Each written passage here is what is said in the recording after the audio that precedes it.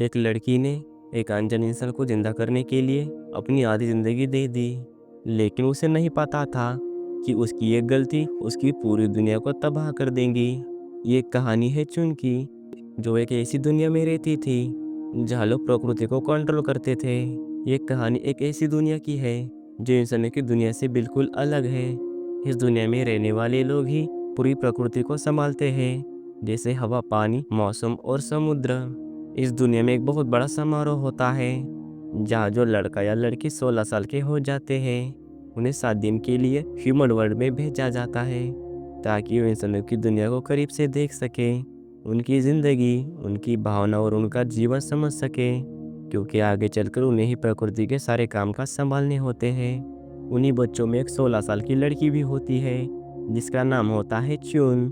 सब लोग एक जगह पर इकट्ठा होते हैं और उनके गुरु इस सबको समझाते हैं, तुम सब ह्यूमन वर्ल्ड में जाकर सिर्फ देखोगे और समझोगे, लेकिन किसी भी इंसान से कांटेक्ट नहीं करोगे, तुम्हें उनसे दूर ही रहना है।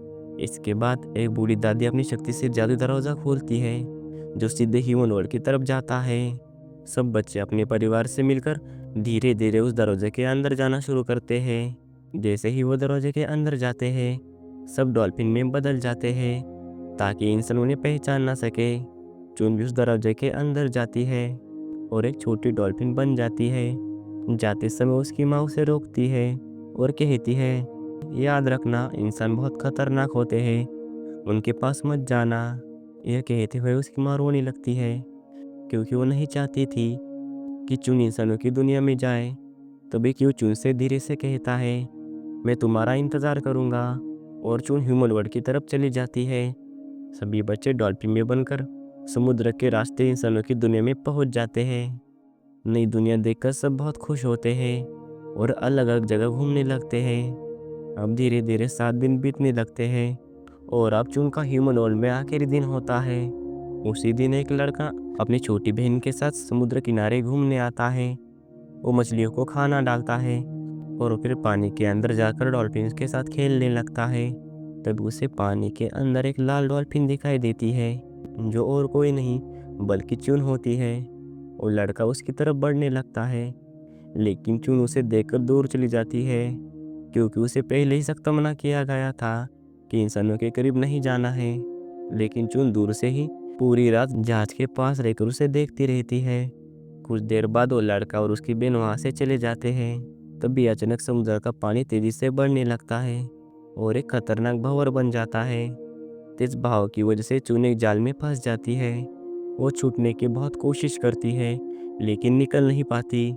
चुन की आवाज़ सुनकर वो लड़का वापस बाहर आता है और बिना सोचे समझे उसे बचाने के लिए पानी के अंदर कूद जाता है। वो तेजी से तैरते हुए चुन के पास पहुंचता है और जाल को काटकर उसे छुड़ाने लगता है। चुन डर जाती है, उसे लगता है कि शायद इंसान उसे नुकसान पहुंचाने आया है।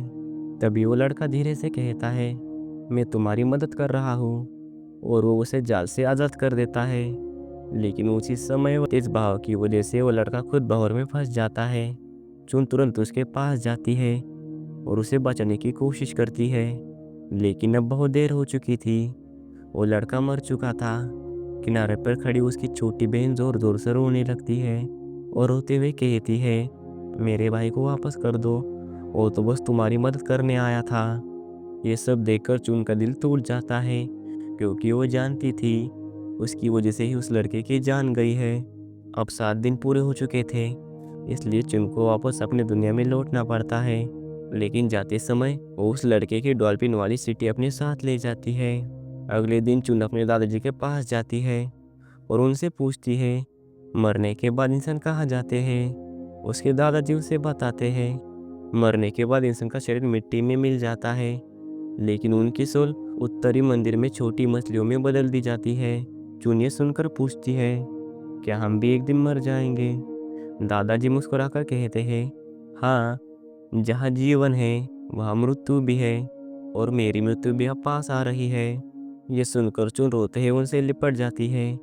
दादाजी उसे समझाते हैं, ये सब प्रकृति का नियम है। इसके बाद चुन अकेले एक सुनसान जगह पर जाती है और पुल के पास बैठकर उस लड़के की सीटी बजाने लगती है। तभी अचानक पीछे से एक आवाज़ आती है, मुझे नहीं लगता ये सिटी इस दुनिया की है। चुन मुड़ कर देखती है तो वहाँ सोलकीपर मूर्ति से बोल रहा होता है। वो पूछता है, ये किसकी है? चुन धीरे से कहती है, ये ह्यूमन वर्ल्ड के एक लड़के की है, लेकिन वो मर चुका है मेरी वजह से। तभी वो रक्षक कहता है, मैं तुम्हारी मदद कर सकता हूँ। और वो चुन को एक जादुई घुंघरू देता है और कहता है, आज रात इसे यही वापस लेकर आना, तुम्हें लेने एक गार्डियन आएगा। अब चुन घर वापस आती है। उस रात चुन चुपके से अपने घर से बाहर निकलती है और उस जगह की तरफ जाने लगती है जहाँ उसे बुलाया गया था। लेकिन तभी क्यों उसे देख लेता है। वो एक पेड़ का कमला गिराकर पूछता है, इतनी रात को कहाँ जा रही हो? लेकिन चुन उसकी बात सुने बिना आगे बढ़ जाती है। तभी क्यों पुशक हो जाता है और वो भी चुपके से उसका पीछा करने लगता है। कुछ देर बाद चुन उसी पुरानी मूर्ति के पास पहुंच जाती है और उस मरने वाले घुंघरू को बजाती है।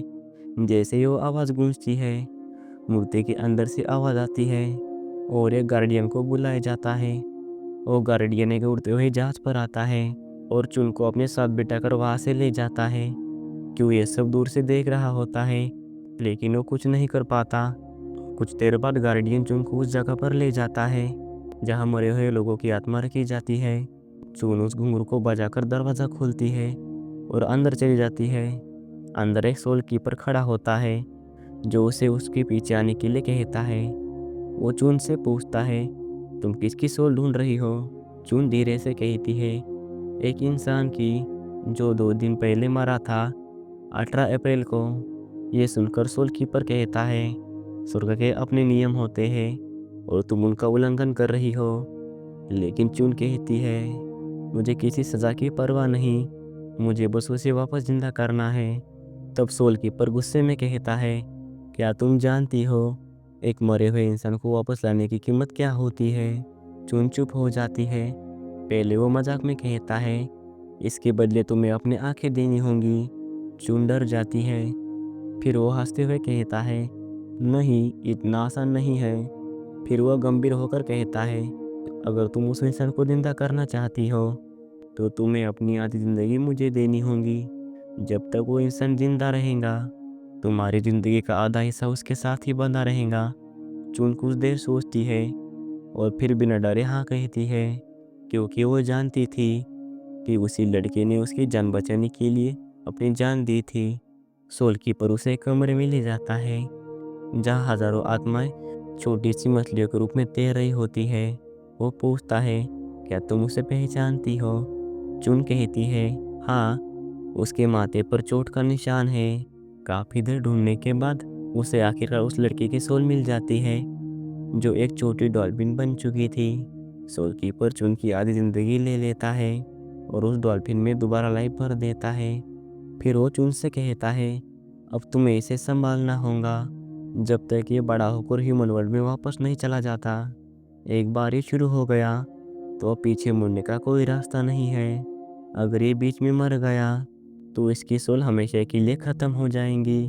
चुन उस छोटी डॉल्फिन को लेकर घर वापस लौटती है और उसे देखकर धीरे से कहती है, मैं वही डॉल्फिन हूँ जिसे तुमने बचाया था। चुन उसका नाम सोच रही होती है, तभी क्यों वहाँ आ जाता है। चुन उसे देखकर खिड़की बंद कर देती है, लेकिन क्यों कहता है, डरो मत, मैं ये किसी को नहीं बताऊंगा। फिर वो कहता है, मैंने इसका एक अच्छा नाम सोचा है। चुन खिड़की खोलती है। क्यों कहता है, उत्तरी सागर में एक बहुत बड़ी मछली होती है जिसे कुन कहा जाता है, जो इतनी बड़ी होती है कि आसमान तक उड़ सकती है। इसका भी नाम कौन रखते हैं? चुन मुस्कराती है और उसका नाम भी कौन रख देती है। बाहर तेज बारिश शुरू हो जाती है। चुन कुन को बाहर ले जाती है और कुन धीरे धीरे हवा में उड़ने लगता है। ये देखकर चुन बहुत खुश होती है और कहती है, जल्दी से बड़े हो जाओ, फिर मैं तुम्हें वापस ह्यूमन वर्ल्ड में भेज दूंगी। एक दिन चुन क्यू के साथ बाहर जाती है, लेकिन जब वो वापस आती है तो कुन गायब होता है। चुन अपनी माँ से पूछती है। उसकी माँ कहती है, मैंने उसे दूर फेंक दिया है। ये सुनकर चुन रोने लगती है और कहती है, वो भी एक जिंदा जान है। और कुन को ढूंढने निकल पड़ती है। क्यों उसके पीछे आता है और कहता है, चिंता मत करो, मुझे पता है वो कहाँ होगा। वो चुन को एक गुफा के रास्ते से एक बड़े नाले के पास ले जाता है। वहाँ चुन को कुन की आवाज़ सुनाई देती है और कि उसे ढूंढने के लिए नाले के अंदर उतर जाता है। जिससे बचने के लिए चुन ने अपनी आधी जिंदगी दे दी। अब वही उससे दूर हो चुका था। जिससे उसने बचाया वही अब उससे खो गया था। लेकिन चुन हार मानने वाली नहीं थी। अब वो हर हाल में उसे ढूंढने वाली थी। जिसे बचाने के लिए चुन ने अपनी आधी जिंदगी दे दी। क्या वो उसे वापस इंसानों की दुनिया में पहुंचा पाएंगी? ये जानने के लिए पार्ट 2 जरूर देखना।